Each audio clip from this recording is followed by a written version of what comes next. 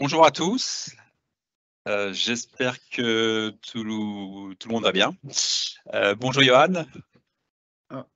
Bonjour David. Problème de son à régler là. Il est 9h30 et quelques. Je pense que la plupart des personnes sont désormais connectées.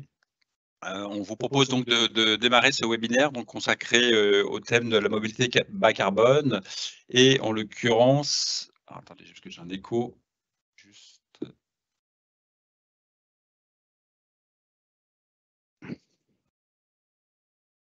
Donc de la mobilité bas carbone et effectivement comment passer de la mobility policy, de la car policy pardon, à la mobility policy.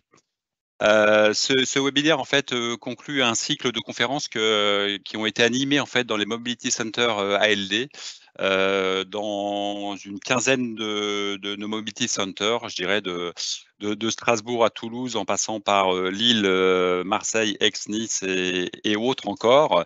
Le principe effectivement est de pouvoir échanger donc avec nos clients et puis prospects sur ce thème donc de la mobility policy. Et ce qu'on vous propose aujourd'hui avec Johan, c'est une version un petit peu raccourcie au travers donc sur 1 heure au travers de ce webinaire pour aborder ce sujet. L'idée, c'est de pouvoir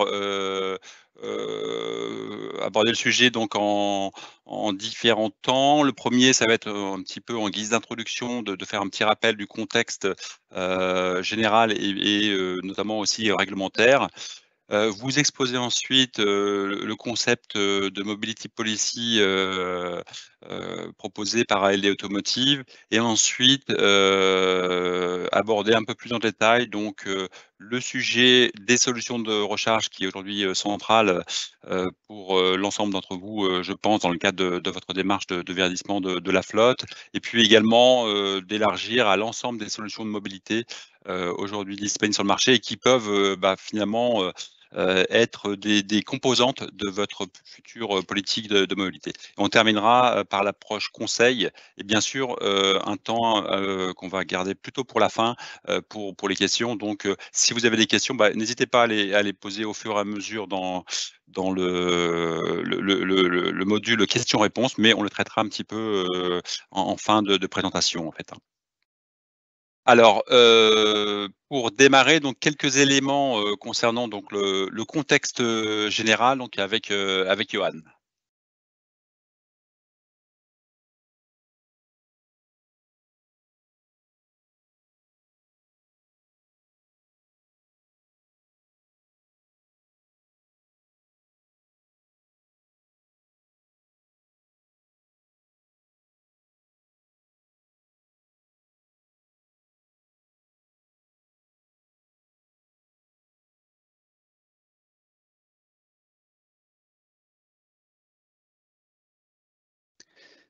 Ah, on t'entend pas là? Est-ce que vous m'entendez là? Oui, peut-être ça a changé.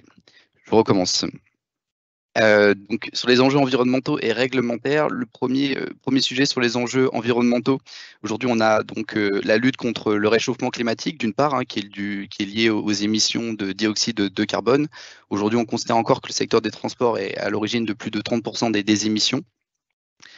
Et puis le deuxième sujet, ça va être lié à la pollution de l'air, qui va être due à deux autres polluants, qui sont les particules fines et les oxydes d'azote, qu'on appelle les NOx. Aujourd'hui, on considère que 48 000 décès prématurés sont dus justement à cette pollution de l'air. Pour rappel, il y a les accords de Paris qui ont été signés il y a 7 ans, en 2016, et qui limitent une limitation de la montée de température à 1,5 degrés. On sait que si on ne fait rien, on risque de très largement dépasser ces températures. Donc voilà, sur le changement climatique, il est évident, il est plus rapide que ce que l'on craignait. Sur le côté plutôt réglementaire, ici, vous voyez 3 sujets sur cette slide. Le premier, c'est que la mobilité est un thème à aborder lors des négociations annuelles obligatoires pour les entreprises de plus de 50 salariés. Et dans ce sujet de la mobilité, il peut y avoir un certain nombre de mesures qui peuvent être mises en place. Ça peut être simplement l'organisation du travail, avec la mise en place d'un télétravail ou être un peu plus flexible sur les horaires. Ça peut être aussi des incitations à utiliser des mobilités alternatives à la voiture individuelle, donc en facilitant, on va dire, l'accès à des mobilités douces, avec typiquement la mise en place d'un forfait mobilité durable.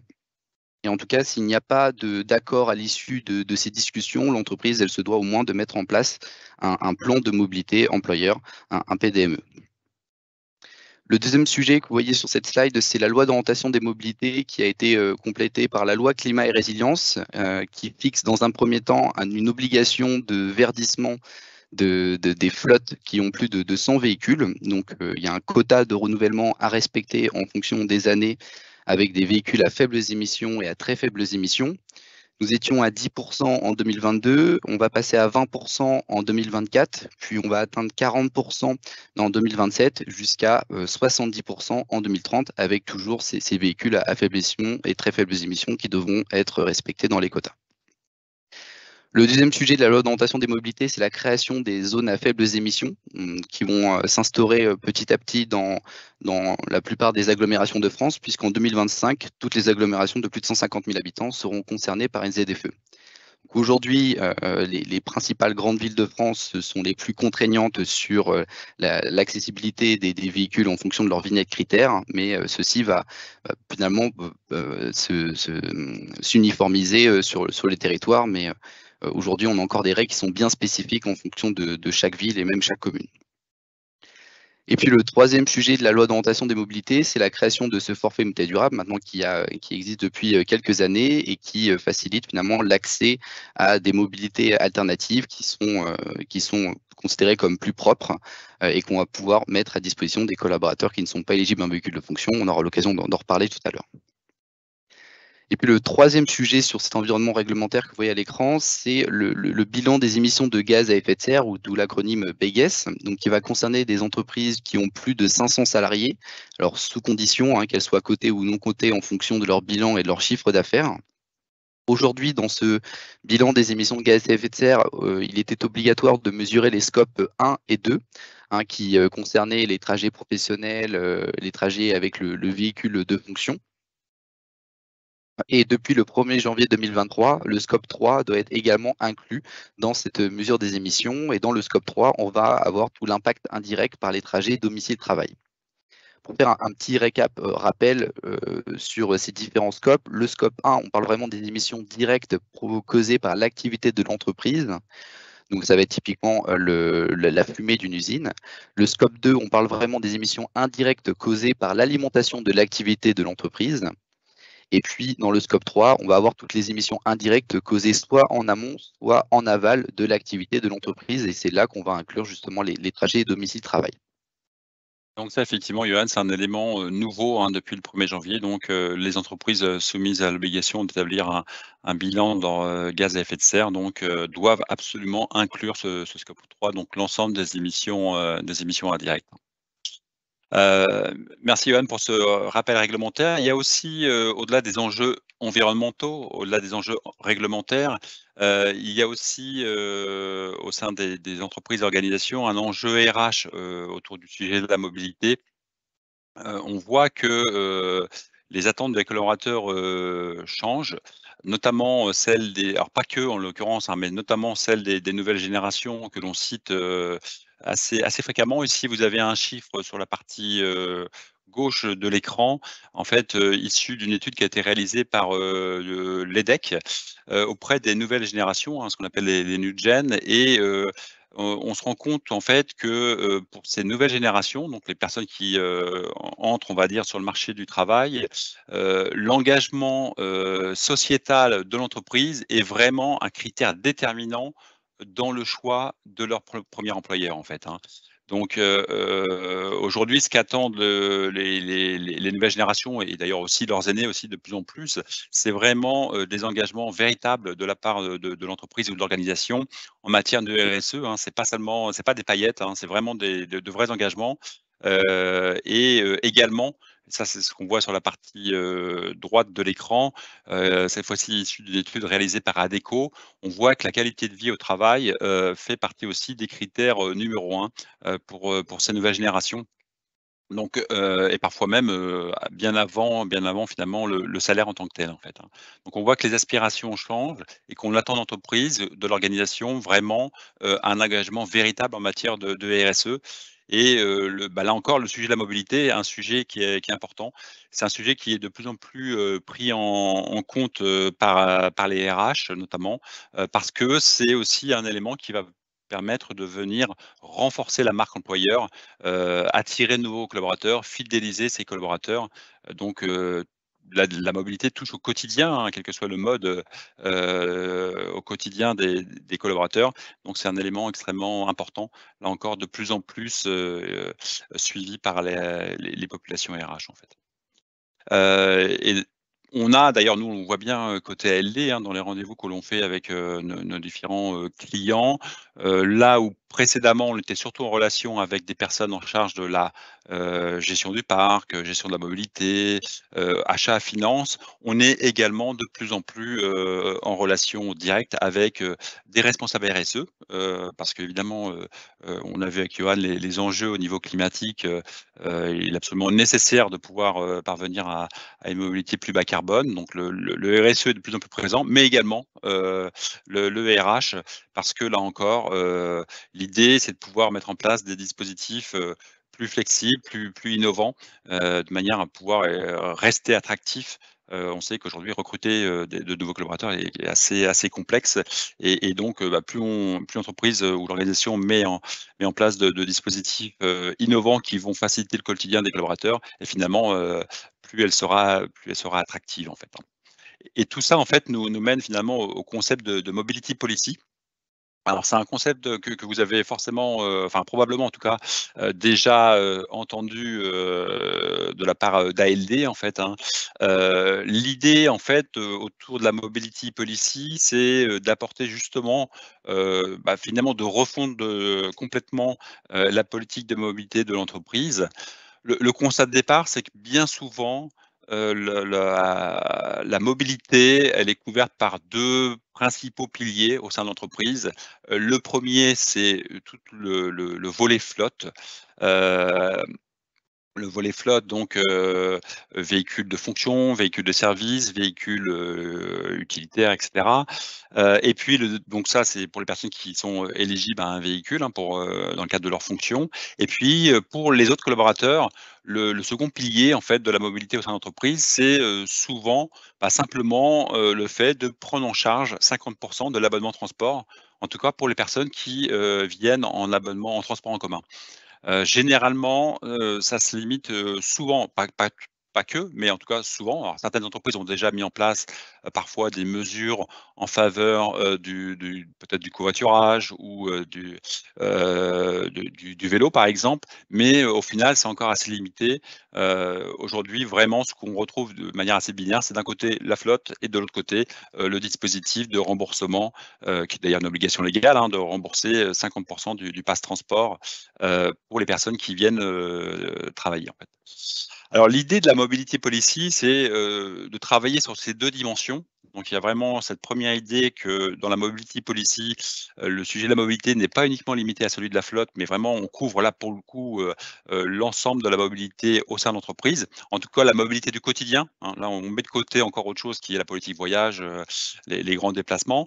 Mais en tout cas, un axe un qu'on a matérialisé ici sur la partie en mauve, sur la partie haute on va dire du slide et puis, un axe 2 qui va correspondre à la mobilité domicile-travail, des collaborateurs qui, pour le coup, n'ont pas de véhicule d'entreprise, en fait, hein.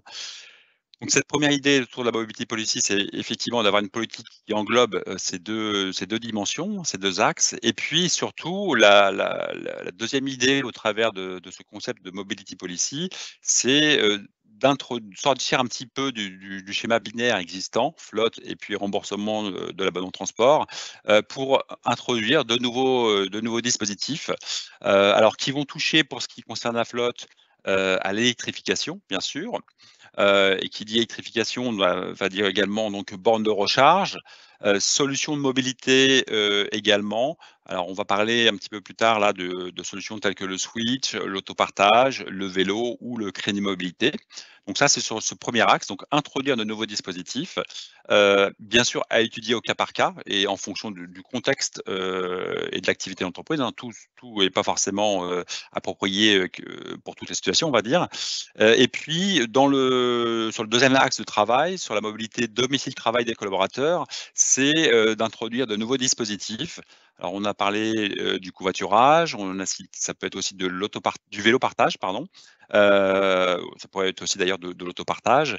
EDP, on a oublié de mettre la petite mention, donc comprendre par EDP, donc engin de déplacement personnel, donc ce qui grosso modo, tout ce qui va être trottinette ou équivalent et puis également tout ce qui va être, dispositif autour du transport en commun.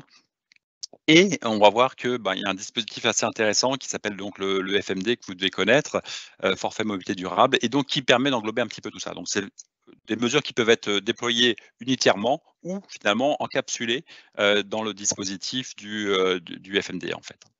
Donc voilà un petit peu pour le concept de mobility policy.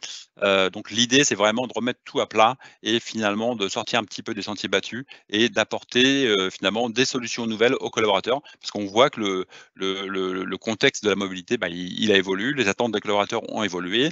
Les solutions disponibles aussi sur le marché sont, bien différentes de celles qu'on connaissait il y a 10 ans ou 15 ans en arrière, hein. Aujourd'hui, il y a beaucoup d'offres, soit, possibles, on va le voir au sein de l'entreprise, mais même en termes de mobilité, dans le domaine public, donc les vélos partage, les trottinettes partagées, les plateformes digitales de covoiturage. Donc tout ça, si on revient un petit peu, quelques années en arrière, n'existait pas. Donc on a vraiment, un paysage qui est en train d'évoluer fortement, en fait. Donc voilà pour le petit rappel sur le concept de mobility, policy. Ce qu'on va vous proposer maintenant, Johan, c'est, d'aborder, un sujet qu'on voit ici à l'écran, hein, c'est le sujet de la recharge, parce qu'aujourd'hui, finalement, quand on parle de mobilité bas carbone, en tout cas pour la partie flotte, ça va effectivement être l'enjeu principal de verdir, la flotte. Donc on va pas revenir sur l'intérêt, du véhicule électrique, mais il est, même si c'est pas forcément la solution miracle, c'est quand même une solution qui aujourd'hui permet d'évoluer vers une mobilité, bas carbone et par contre qui dit, véhicule électrique, dit forcément, la question se pose forcément la question, alors c'est pas la seule question, mais en tout cas forcément la question de la recharge. Donc c'est le sujet qu'on va traiter là maintenant avec Johan. Oui, merci David. Justement, pour rentrer directement dans les 3 solutions de recharge finalement qu'on retrouve le plus chez nos clients, 3 solutions qui sont complémentaires hein, finalement, hein, même si on sait que 90% des recherches se font principalement sur le site de l'entreprise ou au domicile du collaborateur. On ne peut pas mettre de côté la recharge d'itinérance qui reste forcément une autre solution de recharge primordiale quand on est utilisateur d'un véhicule électrifié. Pour commencer sur le sujet plutôt de la recharge en entreprise, en fait, vous allez avoir un certain nombre d'acteurs sur le marché qui ont proposé vraiment tout type de bornes. Ça va de bornes classiques de 7 kW à des bornes qui vont délivrer plus de 100 kW.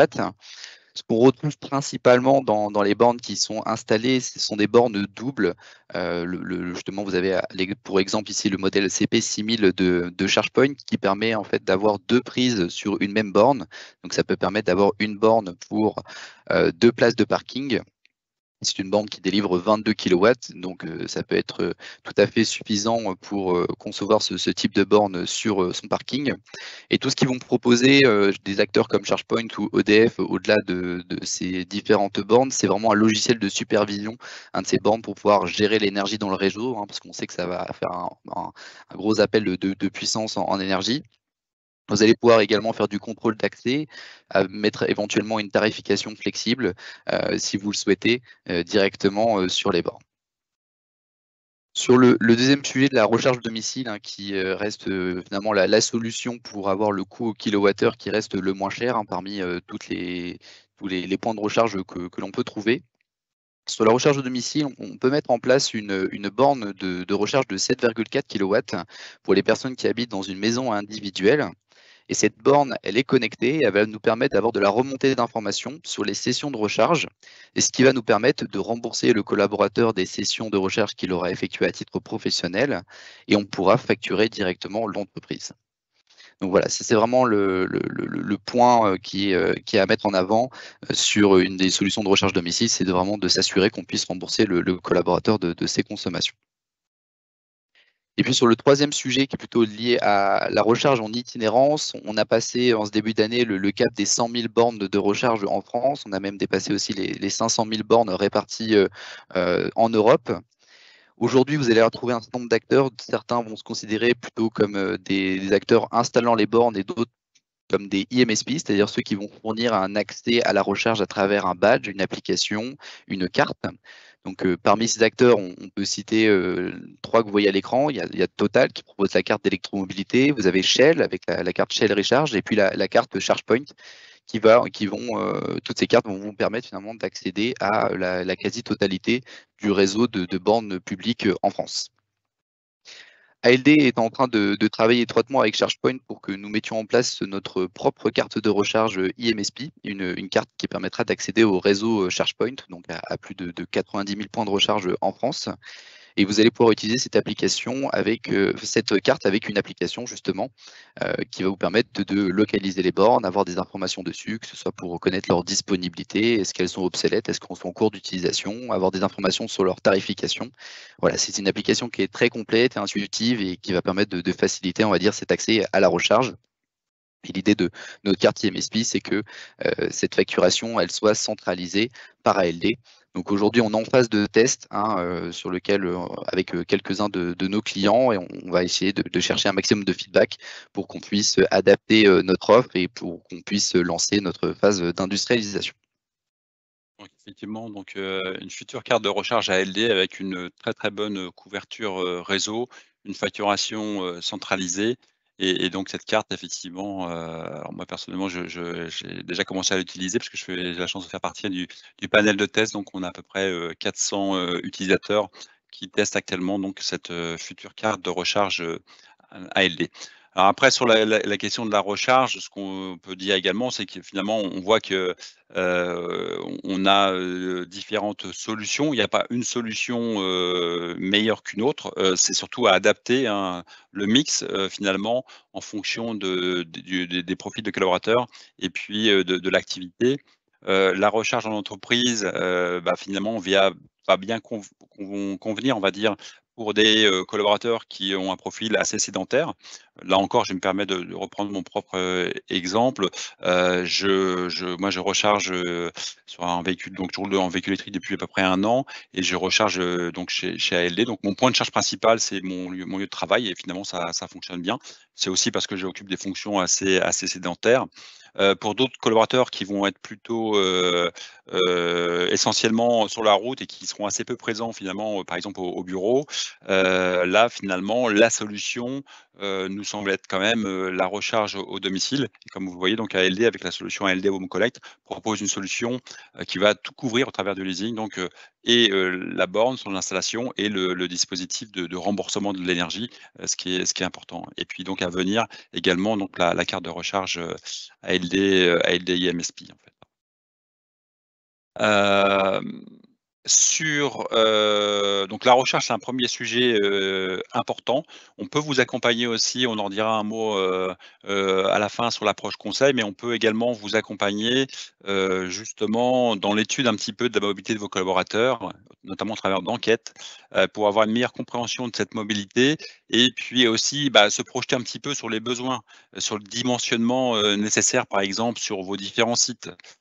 Sur, la capacité ou pas éventuellement à recharger au domicile, selon que le lieu d'habitation du collaborateur, selon, est-ce qu'il a tout simplement, de quoi garer son véhicule à son domicile ou est-ce que le véhicule dort dans la rue? Donc tout ça va vous aider aussi à bâtir votre, politique de recharge, votre mix entre la recharge en entreprise, la recharge de domicile et puis la recharge en itinérance, même si on considère que la recharge en itinérance, en général, est plutôt un complément par rapport à un point de charge principal qui sera effectivement au domicile, ou à l'entreprise comme l'a indiqué, Johan en fait. Hem, Autre sujet également, autres solutions, hein, qui peuvent également donc intégrer donc votre nouvelle politique de mobilité, on va voir que l'éventail est assez et d'ailleurs c'est une question qu'on a eue, donc on va y venir. On a eu une question là, savoir, à quoi correspondait donc le switch. On va y venir là dans quelques minutes, hein. Je ménage encore un peu le suspense, même si je pense que certains d'entre vous donc connaissent déjà la solution, ALD Switch. Alors dans les solutions de mobilité finalement, l'éventail, là aussi, est assez large. Une première solution, qui peut aussi faire partie de la mobility policy, c'est, d'avoir recours finalement à un pool de véhicules en autopartage. Au travers d'ALD, donc on propose une solution qui s'appelle donc ALD, Sharing. Le principe est simple, c'est qu'on va, pouvoir vous livrer des véhicules donc équipés d'un dispositif, qui va permettre leur usage en autopartage, avec l'application également, ALD Sharing et à partir de là, les utilisateurs, en tout cas éligibles, pourront, facilement donc réserver, un véhicule du pool à tout moment et puis, le moment venu, au moment de prendre, on va dire, possession du véhicule, finalement ouvrir le véhicule avec, l'application, récupérer les clés. Ce qui se passe aussi, c'est que l'application, il y a tout un parcours qui permet aussi de faire le tour du véhicule. J'ai un petit peu comme chez un loueur courte durée. En fait, par exemple, si je vais prendre moi là un véhicule pour partir en rendez-vous, je me rends compte que, finalement, il y a un choc sur la portière qui n'est pas signalé, dans l'application. Bah, je vais, le signaler, prendre une photo et ça se fait en 2 secondes entre guillemets et ça va permettre d'avoir un suivi aussi de qui conduit le véhicule à quel moment et dans quel état était le véhicule avant et après, son utilisation en fait, hein. Donc, cette solution d'autopartage, ça peut être aussi une brique importante dans la politique de mobilité à envisager alors, différentes applications, on va dire. Certaines entreprises utilisent ce biais-là pour commencer à introduire du véhicule électrique au sein de l'entreprise, commencer à habituer un petit peu les collaborateurs, justement à l'électrique au travers de ces véhicules, de pool. D'autres, à l'inverse, utilisent ce pool pour le maintenir, spécifiquement en thermique, là où la flotte principale est déjà passée en électrique. Typiquement, ça va répondre à des besoins de déplacement longue distance quand les véhicules, ne suffisent pas. J'ai en tête, une entreprise par exemple qui a, basculé un certain nombre de quasiment la totalité de ses techniciens de maintenance en Zoé et qui a malgré tout maintenu un petit pool de véhicules, au siège donc thermique en autopartage pour, effectivement effectuer de longues distances lorsqu'éventuellement l'électrique ne sera pas suffisant. Et puis l'autopartage, on va le voir, peut aussi se combiner par exemple avec du crédit mobilité. C'est-à-dire, on verra tout à l'heure que le crédit mobilité, le principe c'est que, on va proposer un utilisateur finalement plus un budget de mobilité que, comment dire? Qu'un véhicule, mais malgré tout, ça peut être combiné souvent, aussi avec de l'autopartage, en interne. Et puis, un quatrième usage aussi, on va dire, une quatrième application, sur l'autopartage, en général à plus grande échelle, c'est, pour rationaliser, la flotte. On voit aussi que sur des grandes organisations, finalement, on a parfois, entre guillemets, trop de véhicules de service qui, ne sont pas finalement suffisamment partagés. C'est-à-dire que chaque direction ou chaque service a son propre ou ses propres véhicules et que finalement, ces véhicules n'ont pas une utilisation très, très intensive, que les services ou les directions entre elles ne se prêtent pas tellement les véhicules. Donc ce qui fait que globalement, on a trop de véhicules qui roulent, trop peu et en mettant finalement un petit peu tout ça dans un pot commun, mais avec l'apport du digital donc qui va faciliter, l'utilisation des véhicules et la rotation des véhicules, on va avoir un taux d'utilisation bien plus élevé et sans que le service soit du tout dégradé pour les utilisateurs parce qu'ils auront toujours, entre guillemets, la garantie d'avoir un véhicule disponible, pour effectuer leur mission. Donc c'est aussi, un quatrième axe de l'autopartage, c'est de pouvoir rationaliser aussi un petit peu les coûts, en fait. Le switch, donc j'y viens. Donc en fait, le switch, c'est une réponse qui est apportée à LD, à la problématique, là encore, des longues distances sur le véhicule électrique. Hem, Ce dont on se rend compte, là aussi je me réfère aux enquêtes que l'on réalise pour nos clients, on voit que, quand on analyse l'usage, la mobilité, des collaborateurs, on se rend compte que pour bon nombre de collaborateurs, là j'ai plus parlé de véhicules de fonction, finalement l'usage professionnel Et aujourd'hui, souvent, alors pas tout le temps non plus, on a vraiment parfois aussi une catégorie de population qui roule beaucoup. Là, peut-être qu'encore éventuellement encore un peu tôt pour les mettre en électrique, mais globalement, on voit quand même aujourd'hui et compte tenu des autonomies des véhicules, on peut déjà, aujourd'hui considérer qu'un véhicule électrique peut convenir à beaucoup d'usages. Le point bloquant par contre et qui explique que finalement beaucoup de collaborateurs se portent encore aujourd'hui sur des hybrides rechargeables, c'est la question des déplacements longue distance et notamment, de manière assez classique, la question des vacances, des week-ends, donc de l'usage personnel. Donc c'est souvent finalement plus l'usage personnel qui est un frein parce que le collaborateur, bah, finalement, quelques fois dans l'année va faire des déplacements longue distance et qu'aujourd'hui, à tort ou à raison, mais en tout cas, il n'est pas forcément toujours très rassuré à partir directement sur un véhicule électrique. Il aura toujours tendance, en tout cas un bon nombre, à opter pour un véhicule hybride rechargeable en se disant: «Bah, au moins j'ai le moteur thermique pour faire des longues distances».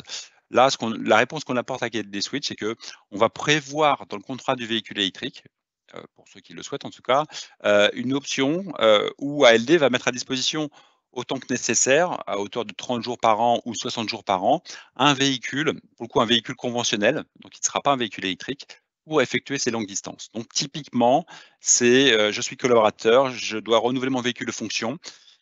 Naturellement, parce que j'ai, une maison, de campagne un peu éloignée, parce que il y a la question des vacances de ski, parce que, tous les étés, j'ai mes habitudes, je parcours la France un peu de long en large ou je descends, je sais pas, par exemple, tous les étés au Portugal. Heu, du coup, bon nombre de collaborateurs risquent de partir plutôt sur un véhicule hybride rechargeable en disant: «Voilà, sur ces longues distances, au moins je ne serai pas embêté», alors qu'avec un électrique, ça va quand même encore un peu compliqué. La réponse qu'on apporte là, c'est avec ALD Switch, c'est qu'on va, à chaque fois que nécessaire, donc apporter un véhicule au collaborateur, un véhicule conventionnel. Alors soit au point de départ, ou soit à destination. Donc ça peut être aussi le collaborateur qui part en week-end en TGV, ou qui voilà, alors en France ou en Europe, hein, ça peut être aussi, à Lisbonne, à Rome ou ailleurs. On va aussi, pouvoir lui réserver un véhicule et ça sera décompté sur le compteur. Donc c'est une bonne mesure pour le Switch, ALD Switch pour, finalement inciter le collaborateur à passer sur un véhicule, 100 électrique sans avoir cette crainte de ces déplacements un petit peu, voilà, les quelques 2-3 déplacements, longue distance dans l'année qui, pour certains, sont encore bloquants pour passer directement sur un 100 électrique. Bon, même si certains, iront peut-être aussi, c'est pas là encore le switch n'est pas une obligation, c'est une possibilité. Donc intégrer, le switch dans sa mobility policy, finalement, ça va être une manière de pouvoir, faciliter le recours et se donner plus de chances de convaincre un maximum de personnes sur, le passage au 100 électrique. Toujours sur le sujet des mobilités, on a, également, le sujet alors qui parfois entre guillemets, heu, peut prêter à sourire, mais je pense qu'il ne faut pas prendre ce sujet-là du tout, à la rigolade. On le voit d'ailleurs dans les villes aujourd'hui, dans les agglomérations et pas que. On voit vraiment que le vélo est en train de retrouver finalement une fonction qu'il avait un peu perdue. C'est-à-dire que le vélo avait été, si on remonte quelques décennies en arrière, avait été un mode de locomotion, on va dire, au quotidien pour beaucoup de personnes qui allaient travailler, en vélo, si on reprend les années, je sais pas 50 ou et quelques. Entre-temps, le vélo avait été un petit peu, relégué, au seul domaine des loisirs. Aujourd'hui, le vélo retrouve donc une vraie fonction, centrale autour de la mobilité, alors principalement dans les grandes agglomérations, mais là encore pas que. Aujourd'hui, se déplacer en vélo, bah, c'est, évidemment, beaucoup moins, émetteur de gaz à effet de serre, hein, même en vélo à assistance électrique, on est encore sur un rapport, de 1 à 100 par rapport à un véhicule, thermique donc et c'est un moyen de locomotion aussi extrêmement efficace, en ville notamment, pour se déplacer, avec, là aussi en termes de temps de trajet et puis aussi en termes de gains par exemple sur le stationnement, tout bêtement en fait, hein. Alors le vélo peut être intégré dans votre mobility policy, sous différentes formes. Là encore, tout ça, on est là sur, on va dire, des briques que vous pouvez assembler pour définir des packages, à proposer à vos collaborateurs. Un premier format, ça va par exemple pouvoir proposer un vélo donc à assistance électrique, donc ou pas d'ailleurs, hein, ou même un vélo musculaire, à un collaborateur en complément d'un véhicule de fonction. Donc c'est typiquement quelque chose que l'on propose chez ALD, c'est, pour un collaborateur soit de choisir la catégorie, du véhicule de fonction, auquel il est éligible, ou sinon éventuellement de faire le choix de descendre d'une catégorie, mais d'avoir en complément un vélo assistance électrique en fait. Donc ça aussi, c'est quelque chose qui peut être intéressant pour des collaborateurs qui, par exemple, n'habitent pas trop loin de leur lieu de travail. On estime en général qu'avec un vélo assistance électrique, même en n'étant pas sportif, on peut facilement faire, 10 km, 12 km, voire un peu plus. Donc aller, hein, donc aller-retour, le double et on a donc le vélo, certaines journées finalement on va simplement au bureau sans forcément se déplacer et puis, bah, on garde le bénéfice du véhicule de fonction, d'une catégorie en dessous. Mais en général donc ça permet d'avoir finalement une offre un petit peu différenciante, qui va intéresser un certain nombre de collaborateurs, qui va permettre aussi de baisser effectivement les émissions, carbone et ce pour un TCO identique, hein. Donc c'est ça qui est important aussi, c'est que ça ne coûtera pas cette solution-là ne coûtera pas plus cher à l'entreprise ou à l'organisation que, le véhicule, de fonction principal en fait. Le vélo peut être aussi pris, unitairement. Ça peut devenir le principal, véhicule. On a, ce cas-là m'a été encore remonté hier, donc le cas par exemple de collaborateurs qui, là encore, sont quand même plus sur des fonctions, sédentaires, qui habitent donc, assez proches de leur lieu de travail, qui n'ont pas forcément de quoi stationner un véhicule de fonction à leur domicile, lorsqu'ils habitent par exemple en centre-ville et parfois, bah, la réponse ça va être, proposer un vélo, assistance électrique, donc 2 fonctions, qui va être le véhicule principal du quotidien, où on va, que l'on va compléter par un switch. Donc là encore, la possibilité de bénéficier d'un véhicule qui sera apporté par ALD à chaque fois que nécessaire, notamment là encore, je reviens à cette idée de week-end ou de vacances par exemple, en fait. Et puis le vélo peut être aussi proposé, dans le cadre d'un programme plus large, donc pas uniquement vélo de fonction, mais programme plus large à l'ensemble des collaborateurs.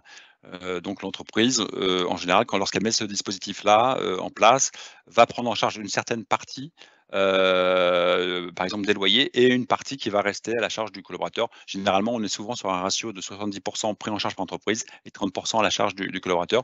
Pour les collaborateurs qui veulent finalement, changer leur mode de mobilité et opter pour le vélo, dans le cadre de leur mobilité, domicile-travail, en fait. Et puis également une autre application aussi, possible du vélo, là au travers d'une application, enfin d'une solution partagée qui s'appelle donc ALD, Bike Sharing. Là, on est plus sur on l'a pas à l'écran en termes d'image, mais on est plus sur une solution, avec une station, et un petit peu, on va dire, comme un Vélib, mais qui serait, donc, installé, par exemple, dans vos locaux et plus pour un usage ponctuel, donc d'avoir des vélos à disposition, pour, ponctuellement aller, se déplacer en rendez-vous, aller déjeuner avec des collègues et cetera, voire rentrer le soir également, chez soi. Donc là aussi, le vélo, est une composante qui est de plus en plus, intégrée dans les politiques de mobilité, soit, au niveau global, dans le cadre de la mobilité domicile-travail, ou soit, également dans le cadre du vélo de fonction, heu, avec switch ou en complément du véhicule de fonction, si tant est que le collaborateur effectivement, descende d'une catégorie, si en tout cas si on veut rester dans un coût identique. Voilà quelques idées de mobilité alternative qui peuvent intégrer également donc votre nouvelle, mobility, policy. On a aussi, Johan, d'autres dispositifs, notamment au travers du crédit mobilité et puis du forfait mobilité durable, et donc Exactement.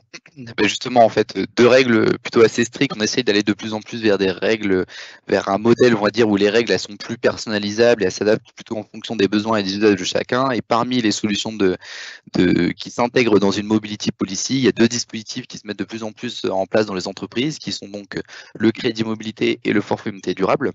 Le crédit mobilité est vraiment adressé aux collaborateurs qui sont éligibles à un véhicule de fonction. Et l'idée est en fait de proposer une sorte d'alternative éco-responsable aux véhicules de fonction en proposant aux collaborateurs un budget mobilité qu'on a appelé un crédit mobilité et qu'on peut concevoir soit en formule partielle ou en formule totale.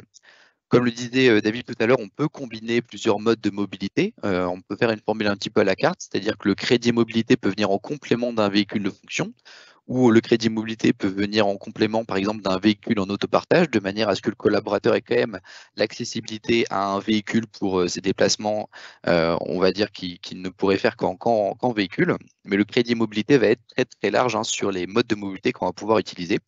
Et le collaborateur peut autant l'utiliser dans des déplacements professionnels que personnels, même si on sait que le crédit mobilité va quand même être plus utilisé dans un cadre personnel, étant donné qu'on cible plutôt des personnes qui ont finalement assez peu besoin de leur véhicule de fonction, en tout cas quand on le met en formule de crédit mobilité total.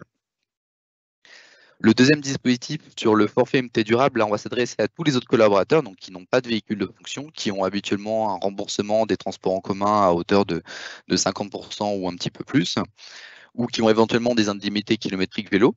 L'idée est de leur proposer ce forfait mobilité durable qui va permettre d'accéder à différents types de mobilité. David a pu en citer tout à l'heure, que ce soit à travers des véhicules en autopartage, avec des vélos partage, avec de l'achat de tickets à l'unité, ou encore acheter un EDP, que ce soit une trottinette, un vélo, un monoroue et tous les autres types de mobilité individuelles qui existent. Là, l'idée du forfait mobilité durable, c'est vraiment d'inciter, de la même manière que le crédit mobilité, à une mobilité plus durable et flexible. Et ce qu'on va proposer, au-delà de ce forfait mobilité durable aux collaborateurs, éventuellement, c'est un budget de mobilité unique, ce qu'on a appelé un BME, où le collaborateur aurait dans un même budget son remboursement passe-transport et son forfait mobilité durable. Et en fonction de ce qu'il a besoin pour ses trajets domicile-travail, il pourrait piocher dans le budget qu'il souhaite en fonction de ses besoins. L'idée vraiment de ces deux dispositifs, c'est de faciliter l'accès en fait à ces mobilités douces, à ces mobilités alternatives aux véhicules de fonction, on va dire, traditionnels, et de finalement réduire les émissions de CO2 dans la flotte. Et puis, c'est aussi un moyen d'améliorer votre politique d'attractivité, votre politique de rétention, puisque le collaborateur, on le laisse vraiment libre dans les modes de mobilité qu'il pourra utiliser pour aller à son travail. Alors tout ça, on pourrait s'imaginer que voilà, c'est des dispositifs nouveaux, que c'est assez complexe et cetera. Finalement, ALD est vraiment là pour vous accompagner à la fois dans le déploiement, dans la compréhension de ces dispositifs et puis, également, on a une solution, qui s'appelle donc ALD Move, qui va permettre justement de faciliter la gestion, de ces différents, dispositifs, Johanna. Exactement. La solution LDMousse, c'est une solution qu'on a co-développée avec l'entreprise Skipper. Donc, c'est une solution qui s'appuie sur 3 éléments. Le premier, c'est une carte de paiement qu'on peut un peu assimiler à une carte de mobilité, un peu à l'image d'une carte restaurant qu'on utiliserait pour aller au restaurant, pour pouvoir aller faire ses courses. La carte ALD Move est une carte de mobilité que le collaborateur va pouvoir utiliser pour toutes ses dépenses de mobilité, qu'ils soient dans un crédit mobilité ou dans un forfait mobilité durable. Le collaborateur, il utilise sa carte de paiement avec une application qui va lui permettre finalement de gérer son budget mobilité. Il va pouvoir avoir un accès sur l'historique de ses transactions, éventuellement faire des demandes de remboursement si on est dans un cas un peu plus spécifique. Et il va pouvoir avoir accès aussi à un calendrier, que ce soit pour faire de la déclaration des indemnités kilométriques vélo ou éventuellement accéder à un planificateur de trajet. Au-delà de cette application et de cette carte de paiement, c'est aussi une plateforme de gestion qui va plutôt être là dédiée aux fleet managers, responsables RH ou toute partie prenante finalement dans le sujet de la mobilité. Et cette plateforme de gestion va permettre vraiment de piloter votre politique de mobilité sur ces dispositifs et avoir un contrôle sur que ce soit la facturation, que ce soit sur les programmes, sur la gestion des justificatifs, voilà, et tout sur la partie comptabilité également. Voilà. L'idée, c'est vraiment de simplifier cet accès à la multimobilité pour tous les collaborateurs, que ce soit pour l'utilisateur final comme pour les gestionnaires de cette multimobilité. C'est vraiment un élément important donc, au travers de la carte, c'est effectivement d'avoir toute cette traçabilité sur, les dépenses qui ont été faites et de s'assurer, qu'on est bien sur les dépenses éligibles par rapport au programme de mobilité qui a été défini, que ça soit un programme de crédit mobilité ou que ça soit un programme de FMD et évidemment, dans le cadre d'un programme de FMD, les mobilités proposées se limitent au cadre légal, hein, parce que là, pour le coup, le FND, il est très, très encadré, donc il est issu de la LOM, hein, il est très, très encadré, donc on va avoir effectivement, comme l'a dit Johan, tout ce qui va être vélo, covoiturage, engins de déplacement personnel, tickets, à l'unité, par exemple. Donc uniquement ces mobilités-là. Donc c'est vraiment un outil qui vous permet, finalement d'avoir une traçabilité, de pouvoir, voilà, doter vos collaborateurs d'un dispositif qui va, les inciter autant que possible à aller vers une mobilité, plus douce qu'aujourd'hui, dans le cadre de leur déplacement domicile-travail, avec donc des exonérations effectivement à hauteur de 700 € par an et par, collaborateur, en fait. Hem, voilà pour les solutions de mobilité. Donc finalement, on a vu, de l'autopartage, le switch, donc en complément soit d'un vélo, soit d'un véhicule électrique, heu pour on va dire, essentiellement pour l'usage personnel, lié aux vacances, par exemple. Le vélo qui est vraiment, là aussi une composante à prendre entre guillemets «au sérieux» sur, la mobilité du quotidien, en tout cas pour une certaine typologie de déplacements ou de collaborateurs. Et puis, finalement, le dispositif, de crédit mobilité et de forfait mobilité durable. Donc, là encore pour le FMD, un nouveau dispositif donc depuis, 3 ans pour, faciliter. Il y a vraiment beaucoup d'entreprises, hein, qui le mettent en place, actuellement. Donc le FMD, on est vraiment très, très sollicité, là-dessus. Donc, beaucoup d'entreprises le mettent en place. Je pense même qu'assez rapidement, le FMD va être un peu un standard et que, finalement, une entreprise qui ne proposerait pas ça à ses collaborateurs, se tirerait un petit peu une balle dans le pied, si elle reste uniquement sur, proposer finalement, le simple abonnement transport, remboursement de l'abonnement de transport, qui finalement est assez peu flexible et finalement concerne moins de personnes que par le passé. Ne serait-ce qu'aussi parce qu'avec le télétravail, finalement on a moins de besoin de déplacement, donc finalement, un abonnement annuel quand je suis en 2 jours ou 3 jours en télétravail dans la semaine, est-ce que c'est encore valable? Beaucoup préfèrent repasser à un système plus flexible, de carnet de tickets et puis surtout avec cette possibilité de dire: «Aujourd'hui, je vais utiliser les transports communs, demain, je vais peut-être faire du covoiturage et après-demain, peut-être que je viendrai, en utilisant, des vélos partage», par exemple. Voilà donc, finalement, beaucoup de solutions, beaucoup de briques, possibles, et alors tout ça fait qu'il y a du choix donc, le choix, c'est toujours un peu, pas compliqué, mais en tout cas, l'idée c'est pas de tout déployer, c'est simplement de bien étudier avec vous, finalement ce qui, par rapport à votre contexte, fait le plus de sens et c'est là qu'on intervient nous au niveau de l'équipe, ALD Business Intelligence avec, donc l'équipe de consultants ALD, donc sur, cette approche conseil. Alors notre rôle en fait chez LD Business Intelligence, c'est de vous apporter effectivement du conseil sur tous ces sujets de, transition énergétique, de, nouvelles mobilités.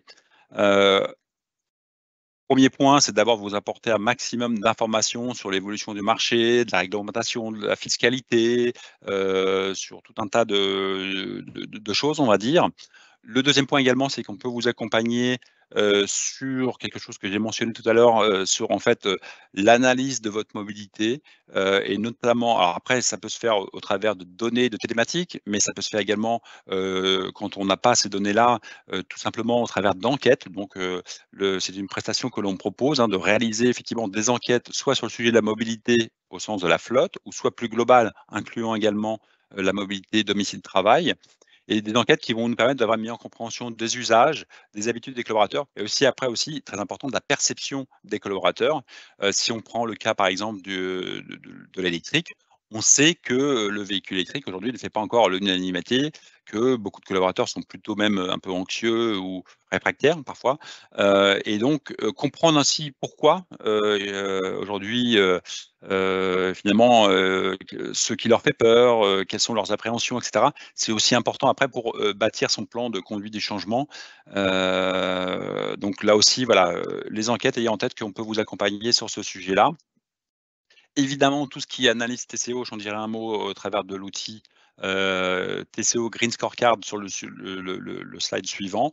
Les solutions de recharge, vous conseiller sur, finalement, sur le mixte à adopter entre la recharge en entreprise, la recharge au domicile, la recharge en itinérance et pour la recharge en entreprise, tout simplement aussi Comment calibrer un peu votre infrastructure, en se projetant à quelques années, voilà, dans quelques années, bah, finalement, combien on estime, que vous aurez de véhicules, électriques, quel type d'usage, quel type de besoin et comment dimensionner, son dispositif, en fait. Ensuite, l'idée, ça va être aussi de choisir un petit peu dans tout cet éventail de possibilités, bah, les packages ou les formules que vous souhaitez, mettre en place. L'idée, c'est vraiment pas de mettre en place, tout, en même temps, simplement de retenir uniquement, bah, ce qui vraiment fait du sens pour vos collaborateurs en termes de mobilité, ce qui va leur faciliter la vie, ce qui va leur apporter de nouvelles solutions. Après, c'est aussi, au travers de la mobility policy, c'est aussi de mettre, finalement tous ces sujets de recharge, ces sujets de nouvelles mobilités, c'est des sujets qu'on n'avait pas avant, donc c'est des sujets qui étaient pas présents dans la charte, hein, alors qu'on peut appeler parfois aussi car policy et donc là, ça va être de mettre noir sur blanc aussi ces règles en termes d'accès aux bornes de recharge, de remboursement, de règles à suivre, par exemple sur la recharge publique, sur l'usage de telle ou telle solution. Donc là aussi, de mettre noir sur blanc tout ça au travers d'une charte et puis on vous aide également sur la partie implémentation, et ça, on le fait avec, notamment, l'idée étant de vous accompagner dans la communication que vous allez avoir vis-à-vis de vos propres utilisateurs. Donc, avec, Johan et puis avec l'équipe ALD Business Intelligence, on réalise comme aujourd'hui beaucoup de webinaires ou d'événements, avec des gestionnaires de mobilité, des gestionnaires de flotte et cetera. Mais, également, on peut aussi, vous accompagner dans votre communication. Donc là, typiquement sur un événement en présentiel, sur votre site ou, en distanciel sur un mode plus, par exemple webinaire, comment effectivement, et notamment par rapport, typiquement aux véhicules électriques, comment mieux expliquer, comment démystifier, le véhicule électrique? Parce qu'on voit bien et là je reviens à l'histoire des enquêtes, on voit bien que aujourd'hui beaucoup d'utilisateurs sont pas trop bien informés, ou, vont avoir un point de vue complètement déformé par rapport à plein de choses qui se disent, notamment sur internet. Il y a beaucoup de bad buzz sur le véhicule électrique. On va vous dire que voilà, que l'hiver, l'autonomie est divisée par 2, que les bornes de recharge publiques, ça marche jamais. Enfin, il se dit un peu tout et n'importe quoi sur le véhicule électrique. Il est important aussi de rétablir certaines, vérités, dire ce qu'on peut faire et ce qu'on ne peut pas faire avec un véhicule électrique, que vos conducteurs soient vraiment bien informés, en fait. Donc voilà, on peut, quelques exemples sur la démarche d'accompagnement donc du consulting, ALD Business Intelligence et puis, alors on l'a présenté plus en détail lors des rendez-vous ALD Mobilité dans les Mobility Centers, mais juste un exemple d'outil qu'on utilise, c'est le TCO Green Scorecard. Là, toujours sur, le véhicule électrique. En fait, c'est un outil qui va répondre à la question du coût. Donc c'est, avoir une meilleure compréhension finalement, du TCO, du coût de détention d'un véhicule électrique. Donc en jouant sur différents paramètres, évidemment toute la partie loyer avec service, en tenant en compte évidemment qu'on a des coûts d'achat plus élevés, on a moins de remises chez les constructeurs sur des véhicules électriques, certes, mais finalement après quand on pousse le raisonnement, qu'on va intégrer toute la partie fiscalité extrêmement importante, mais complexe, l'outil donc prend tout ça en compte. Quand on va en prendre en compte également, l'usage, on va établir avec vous des hypothèses en matière de recharge. Est-ce que la recharge, c'est plus au domicile, entreprise, recharge publique, recharge rapide et cetera? Est-ce que sur un hybride rechargeable, on va tabler sur, un usage intensif ou pas du mode électrique? Tout ça va nous donner après un résultat en termes de TCO et ce qu'on vérifie et alors ça se fait au travers d'ateliers qu'on fait. Généralement, il faut compter 1 heure et demie, voire 2 heures selon le niveau de votre car policy, le nombre d'étages, on va dire. On Très rapidement, vous ressortez avec vraiment des exemples de modèles où vous voyez vraiment ce que ça donne en termes de TCO et on voit vraiment, en tout cas pour les véhicules particuliers, que le véhicule électrique, bah, finalement tire très bien son épingle du jeu. Donc si l'exercice vous intéresse, je vous propose de prendre contact avec votre, conseiller commercial ou chargé d'affaires habituel, ALD et puis, on aura plaisir à fixer une date pour un atelier, là encore, hein, 1 heure et demie, 2 heures où, on prend, les différents niveaux de votre car policy. On prend à chaque fois un véhicule de référence qui est un véhicule qui est présent aujourd'hui dans votre, car policy, généralement plutôt encore, thermique et puis on va positionner des alternatives green, hybrides rechargeables et puis surtout électriques et on va voir comment ça se comporte en termes de TCO. Donc là encore, l'exercice est extrêmement intéressant. Donc voilà un petit peu sur l'approche conseil, très rapidement, sur ces sujets de transition énergétique et puis de nouvelles mobilités. Alors on n'a pas précisé, ce qui est vraiment important aussi dans cette démarche-là, c'est vraiment d'associer dès le départ toutes les parties prenantes. Donc, pas uniquement la partie achat, la partie, gestion de parc, mais, bien sûr les RH et les RSE, que tout le monde soit dès le départ, autour de la table. C'est ce qui aidera finalement à, avancer, plus vite et à ce que tout le monde s'aligne effectivement sur les dispositifs à mettre en place, en fait. Il nous reste quelques minutes, et donc, on vous propose avec Johan de répondre aux questions qui ont été posées lors de la présentation. Alors, la toute première question, j'aurais dû le préciser avant, donc, replay, de mémoire, je crois que oui, il y aura normalement un replay. Également, on va avoir un livre blanc, qui va paraître là d'ici quelques jours, qui va reprendre beaucoup de choses qu'on a vues aujourd'hui et puis d'autres choses aussi en complément, qui sera disponible sur le site, ALD. Et puis, pour ceux qui souhaiteraient les slides qu'on a projetés, on vous invite à en faire la demande auprès de votre conseiller commercial, votre interlocuteur habituel ALD. On pourra vous transmettre ces éléments, en fait, hein. Une question alors sur l'autopartage, se fait-il avec d'autres entreprises? En l'occurrence, c'est pas t dans la solution qui est proposée, l'idée c'est plutôt d'avoir un pool d'autopartage en interne au sein de l'entreprise, pour pouvoir le partager auprès de l'ensemble des collaborateurs de l'entreprise. Après de l'autopartage inter-entreprise, c'est un peu plus rare, mais ça pourrait se faire, également.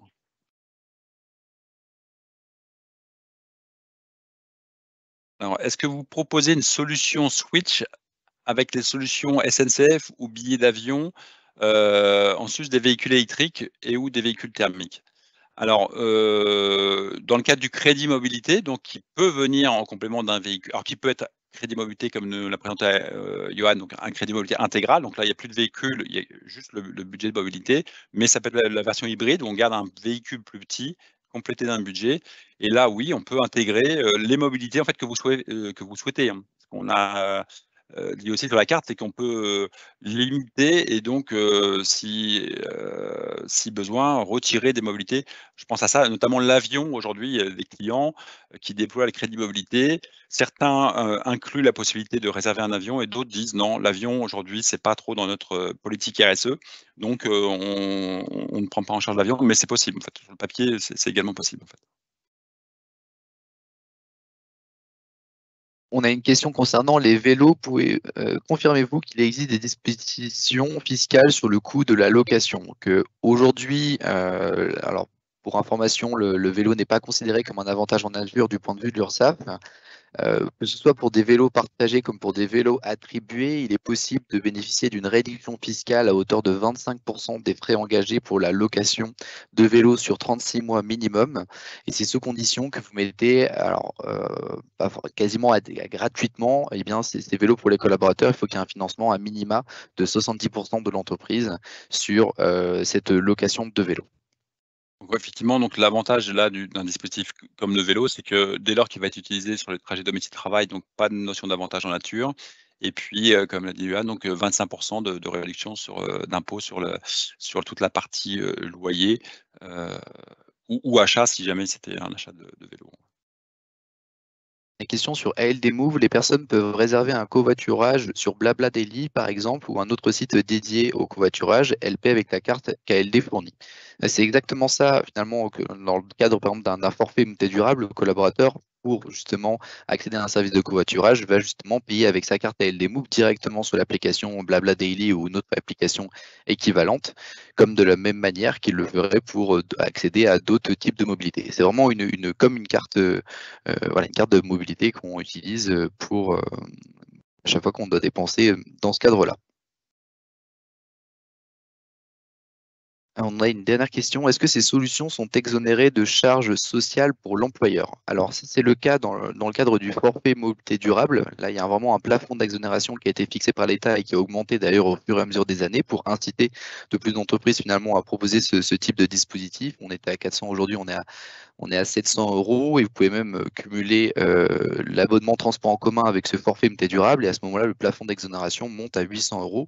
Donc ça ne rentre pas dans l'impôt sur le revenu pour le collaborateur et voilà, c'est exonéré à cette hauteur pour les charges sociales pour l'employeur. Par contre, sur le crédit mobilité, ce qu'on peut ajouter, c'est qu'aujourd'hui, il n'y a pas de dispositif fiscal particulier sur le crédit mobilité, ce qui fait que, la manière de le gérer, en tout cas la plus prudente pour l'instant recommandée, en attendant peut-être que, la législation évolue, c'est de considérer, en tout cas sur la partie des déplacements personnels, que le budget alloué sera, considéré comme un avantage en espèces, donc soumis à charge en fait, en l'occurrence. Ceci dit, ça même dans ce schéma-là un peu, on va dire, prudent, on peut tout à fait dégager des budgets en termes de crédit mobilité tout à fait, attractifs pour les collaborateurs, parce qu'on a un point de départ qui est le TCO du véhicule initial qui en général, bah, quand même assez élevé, hein, parce qu'un véhicule, de fonction, bah, entre, la partie financement, les services, l'assurance, l'énergie, et puis la fiscalité, quand même de plus en plus lourd, en tout cas pour les véhicules thermiques, bah, finalement on a des TCO quand même qui sont assez élevés et on a en plus, quand même subi pas mal d'inflation sur ces dernières, années. Donc voilà, le crédit mobilité a aussi, même dans une approche on va dire prudente en termes de traitement fiscal, bah, permet de dégager des budgets qui sont quand même assez intéressants et qui vont, finalement répondre aux besoins de certains collaborateurs qui se déplacent alors quand même le crédit mobilité, on est quand même sur des collaborateurs qui se déplacent, plutôt, assez peu et donc qui vont pouvoir avoir, ce budget à disposition pour leurs déplacements à la fois pro et puis à la fois personnel en fait.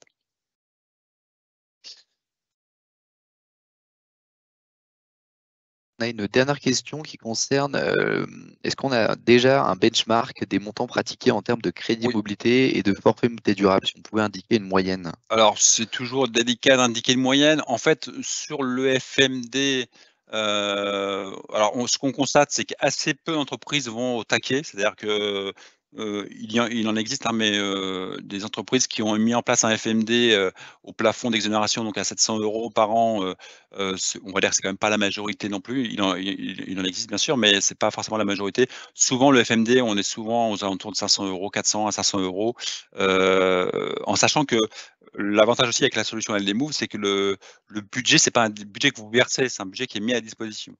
C'est-à-dire que le coût réel pour l'entreprise, c'est, ce qui a été consommé par le collaborateur. Donc si le collaborateur, en ayant recours donc à son avec sa carte LDMove va prendre des tickets, du Vélib et cetera ou ce qu'on veut, finalement en fin de période, peut-être que sur le budget qui a été alloué, admettons de 500 €, il aura peut-être consommé que 250 ou 300 €.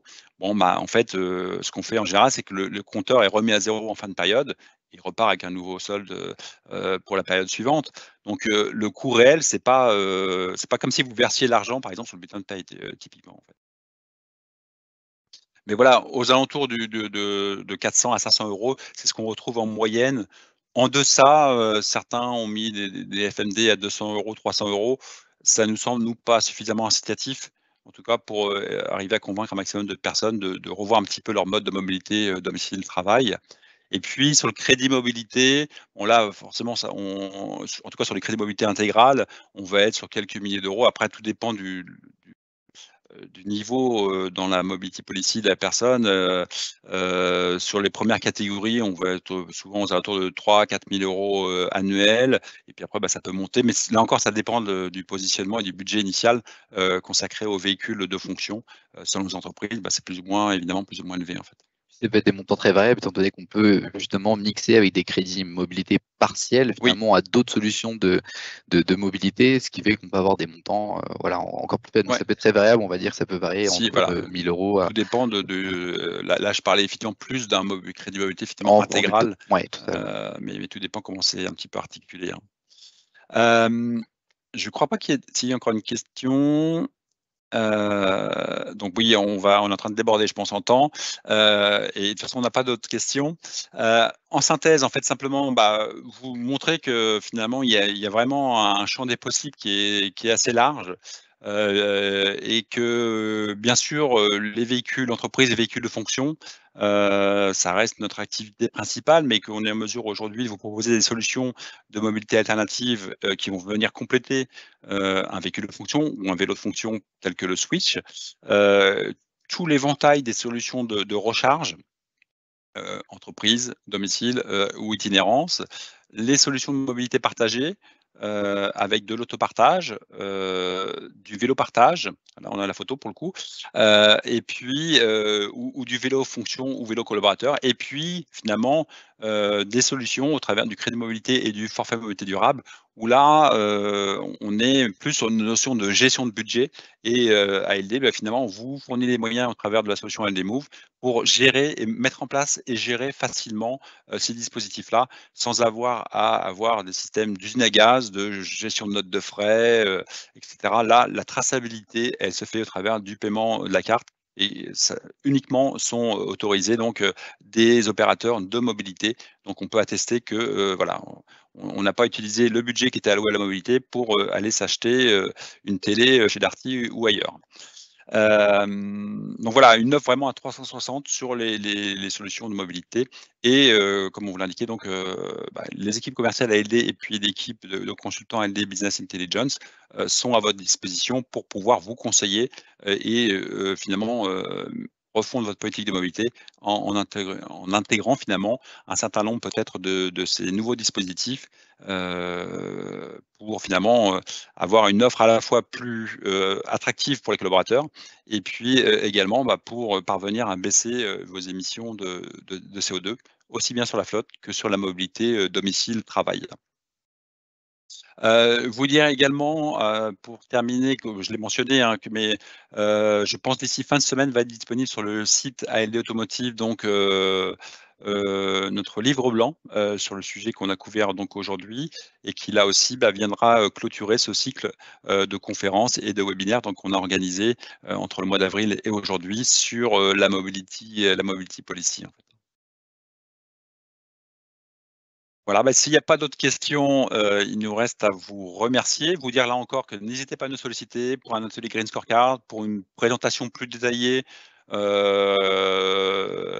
one to one, on va dire, sur tel ou tel sujet. Ça fait vraiment partie de nos missions, donc on aura plaisir à le faire. Donc surtout, là encore, n'hésitez pas. Votre point d'entrée reste votre conseiller commercial ou chargé d'affaires habituel à LD Automotive, en fait. Un grand merci à vous. Merci à toutes et Un à grand tous. merci Johan. Merci David. Merci, et puis on vous souhaite passer une excellente journée. Merci à vous. Merci, au revoir. Au revoir.